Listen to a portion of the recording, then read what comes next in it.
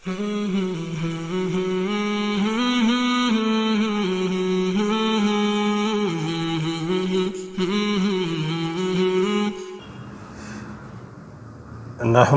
نصلی علی رسولہ الکریم اما بعد فاعوذ باللہ من الشیطان الرجیم بسم اللہ الرحمن الرحیم۔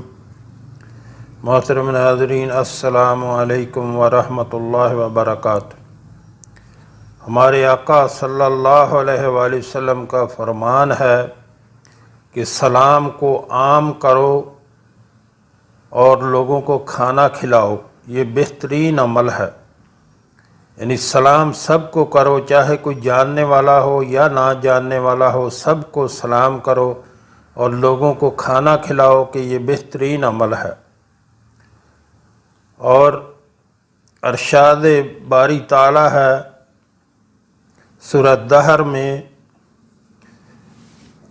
اللہ تعالیٰ کا فرمان ہے سورہ دہر میں وَيُطْعِمُونَ الطَّعَامَ عَلَىٰ حُبِّهِ مِسْكِينًا وَيَتِيمًا وَأَسِيرًا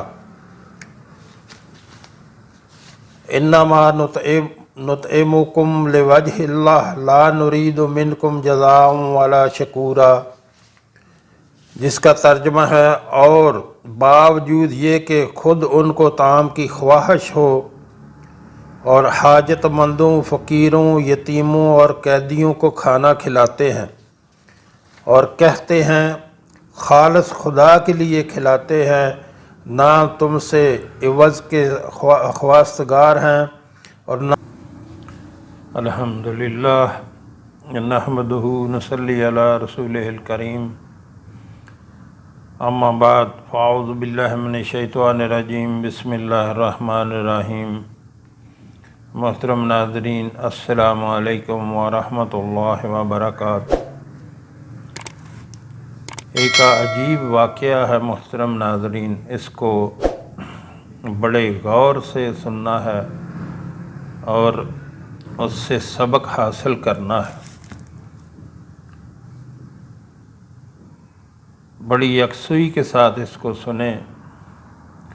قرطبی نے اپنی اسناد مفصل کے ساتھ حضرت جابر بن عبداللہ رضی اللہ تعالیٰ عنہ سے روایت کیا ہے، ایک شخص رسول اللہ صلی اللہ علیہ وآلہ وسلم کی خدمت میں حاضر ہوا اور شکایت کی کہ میرے باپ نے میرا مال لے لیا۔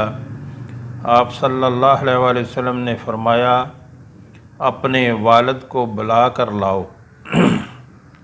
یعنی ایک بیٹے نے رسول اللہ صلی اللہ علیہ وآلہ وسلم کے سامنے جا کے اپنے باپ کی شکایت کی کہ میرا باپ جو ہے وہ میرے پیسے جو ہے یا مال جو ہے اس کو خرچ کرتا ہے۔ رسول اللہ صلی اللہ علیہ وآلہ وسلم نے کہا کہ اپنے باپ کو بلاؤ۔ اسی وقت جبریل امین علیہ السلام تشریف لائے اور رسول اللہ صلی اللہ علیہ وآلہ وسلم سے کہا جب اس کا باپ آ جائے تو آپ اس سے پوچھیں کہ وہ کلمات کیا ہیں جو اس نے دل ہی دل میں کہے۔ خود اس کے کانوں نے بھی ان کو نہیں سنا۔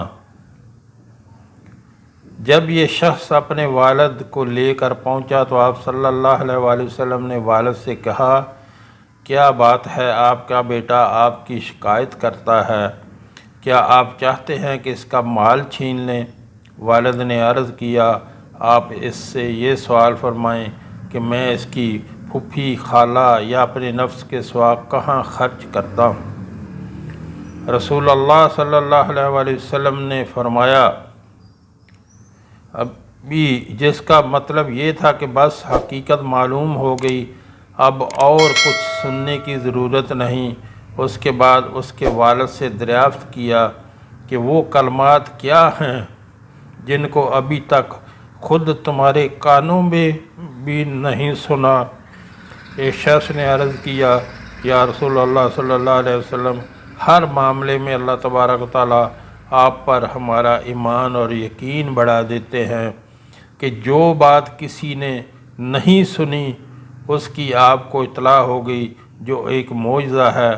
حالانکہ اس باپ نے جو ہے وہ اپنی زبان سے بھی وہ الفاظ نہیں ادا کیے تھے، صرف دل ہی دل میں وہ رستے میں کہتا آ رہا تھا، اپنے دل ہی میں وہ باتیں کر رہا تھا، تو کسی اپنے اس کے کانوں نے بھی نہیں سنی، بس اپنے دل میں وہ باتیں کر رہا تھا کہ اس کے آنے سے پہلے جبریل علیہ السلام آگے تو آ کے رسول اللہ صلی اللہ علیہ وسلم کو کہا کہ جو اس نے باتیں اپنے دل ہی دل میں کہی ہیں وہ ان سے پوچھے کہ کیا باتیں انہوں نے کی ہیں۔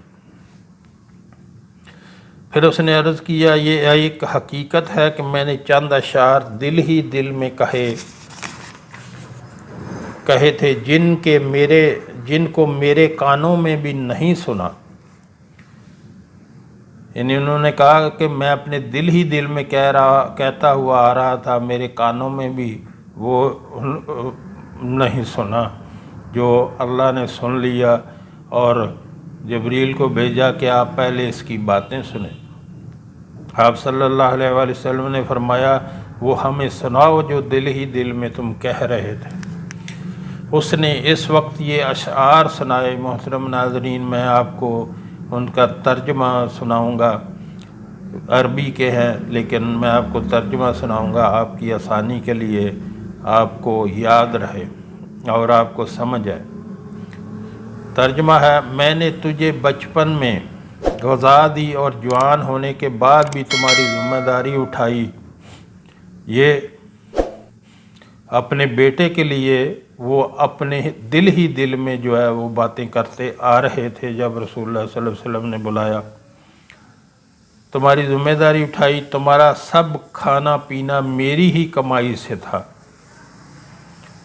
آگے کہتے ہیں جب کسی رات میں تمہیں کوئی بیماری پیش آ گئی تو میں نے تمام رات تمہاری بیماری کے سبب بیداری اور بے قراری میں گزاری۔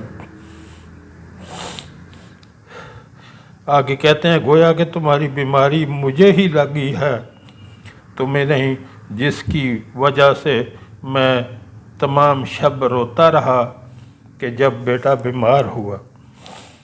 آگے کہتے ہیں میرا دل تمہاری ہلاکت سے ڈرتا رہا، حالانکہ میں جانتا تھا کہ موت کا ایک دن مقرر ہے، آگے پیچھے نہیں ہو سکتا، کہ یعنی اس چیز سے ڈرتا رہا کہ کہیں تمہیں موت نہ آ جائے۔ پھر کہتے ہیں جب تم اس عمر اور اس حد تک پہنچ گئے کہ جس کی میں تمنا کرتا تھا تو تم نے میرا بدلہ سختی اور سخت کلامی سے دیا، گویا کہ تم ہی مجھ پر احسان و انعام کر رہے ہو۔ آگے کہتے ہیں کاش اگر تم سے میرے باپ ہونے کا حق ادا نہیں ہو سکتا تو کم از کم ایسا ہی کر لیتے کہ جیسا ایک شریف پڑوسی کے ساتھ کیا جاتا ہے، یعنی اپنے باپ کے ساتھ اچھا سلوک نہیں کر سکتے تو ایسے ہی کر لیتے کہ کسی پڑوسی کے ساتھ تو اچھا سلوک کیا جا سکتا ہے۔ پھر کہتے ہیں تو کم از کم مجھے پڑوسی کا حق تو دیا ہوتا اور خود میرے ہی مال میں میرے حق میں بخل سے کام نہ لیا ہوتا۔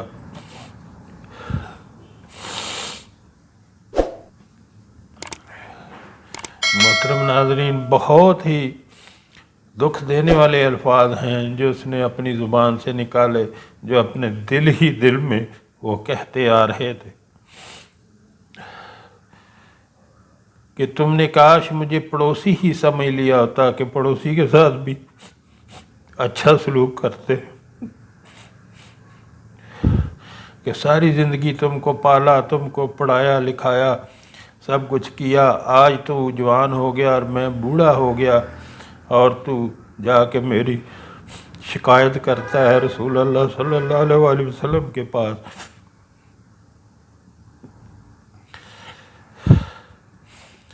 رسول اللہ صلی اللہ علیہ وآلہ وسلم نے یہ اشعار سننے کے بعد بیٹے کا گریبان پکڑ لیا اور فرمایا انت و مالک لابیک، یعنی جا تو بھی اور تیرا مال بھی سب تیرے باپ کا ہے۔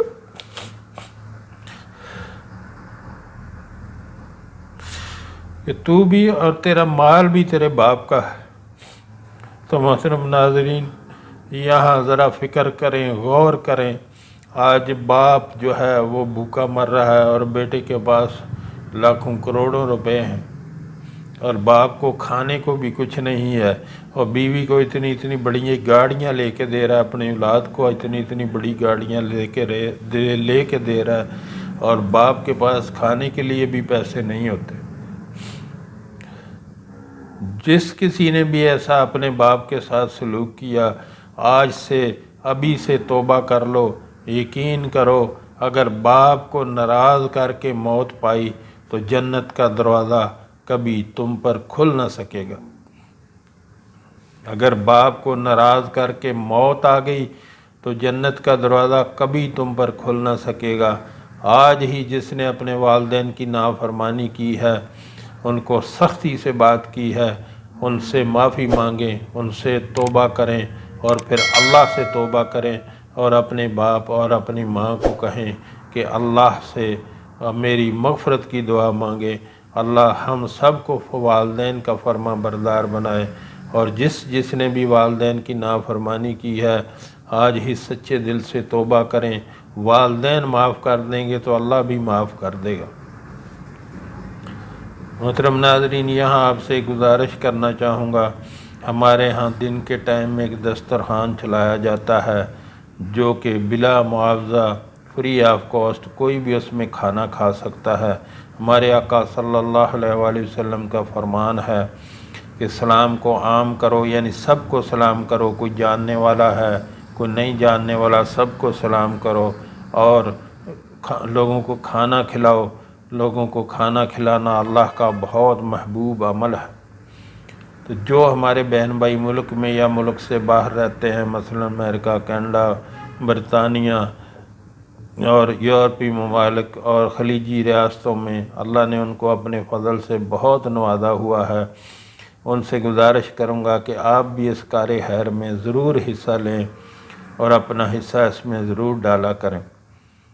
یقین کریں، جو آپ نے دنیا میں خرچ کر دیا وہ ضائع ہو گیا، جو اللہ کے راستے پہ خرچ کر دیا وہ باقی رہ گیا، وہ ہمیشہ کے لیے ذخیرہ بن گیا، اور جو اللہ کے راستے پہ خرچ کیا اللہ اس کو کئی گنا بڑھا کر دنیا میں بھی واپس کرتا ہے۔ آپ کی آسانی کے لیے ایک طریقہ آپ کو بتاتا ہوں، اپنی سیلری میں سے یا اپنے کاروبار میں سے مہینے کا 10% یا 5% نکال کے اللہ کے راستے میں ضرور خرچ کیا کریں۔ یقین کریں، کوئی بعد میں کسی کے لیے کچھ نہیں کرتا، جو کرنا ہے اپنے ہاتھوں سے کرنا ہے، اپنے ہاتھوں سے جو ہے اللہ کے راستے پہ خرچ کریں۔ نیچے ویڈیو کے شروع میں میرا نمبر چل رہا ہے، اس پہ رابطہ کر سکتے ہیں۔ ویڈیو کے نیچے میرا نمبر، واٹس ایپ نمبر چل رہا ہے، اس میں رابطہ کر کے آپ طریقہ کار پوچھ سکتے ہیں۔ اللہ ہم سب کو نیک عمل کی توفیق عطا فرمائے۔ جو ہم نے پڑھا، جو ہم نے سنا، اللہ ہمیں اس پر عمل کی توفیق عطا فرمائے۔